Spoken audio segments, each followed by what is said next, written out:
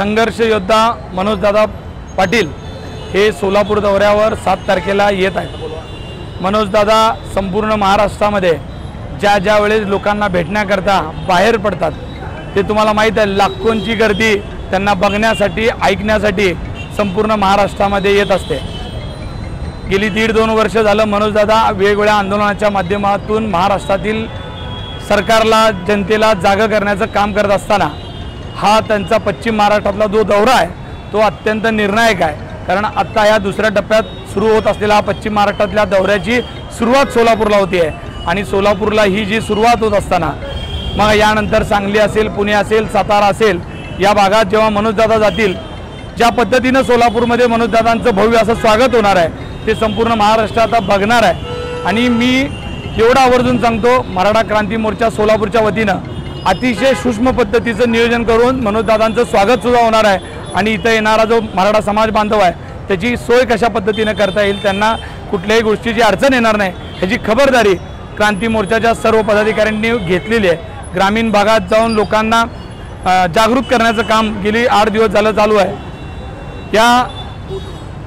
ह्याच्यामध्ये पोलीस मदत असेल, पोलिसांची असेल, प्रशासनाची मदत असेल, महापालिकेची मदत असेल, या सगळ्यांची मदत घेऊन आपण यामध्ये काम करतोय।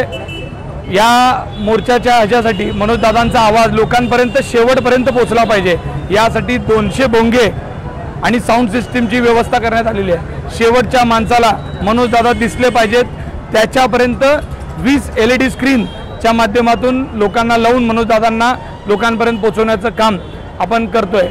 छत्रपती शिवाजी महाराजांच्या इथं तुम्ही बघितलं असेल भव्य असा स्टेज उभा करण्यात येत आहे आणि या स्टेजचं वैशिष्ट्य असं आहे की हे एक गोल आकारामध्ये स्टेज तयार केलं। शिवाजी महाराजांच्या आजूबाजूला सगळीकडून मनोजदादांना फिरता येईल आणि पहिल्यांदा असं असेल की मनोजदादा एकाच टायमाला सगळ्या दिशेला ते सहज बोलू शकतील, कारण हा चौक जरी मोठा असला तर गर्दी त्याच्यापेक्षाही मोठ्या ताकदीने इथे येणार आहेत। आज आम्हाला अपेक्षित आहे की 7 ते 8 लाख लोक या मोर्चामध्ये सामील होतील। या नियोजनामध्ये आम्ही 1 लाख पाण्याचे बॉटल असतील, 1 लाख फूड पॅकेट असतील, अशा पद्धतीने की जेणेकरून येणाऱ्या बांधवांची सोय, कारण का 4 ते 5 तासपेक्षा जास्त माणूस इथं राहणार आहे, तर अशा पद्धतीचं नियोजन केलेलं आहे।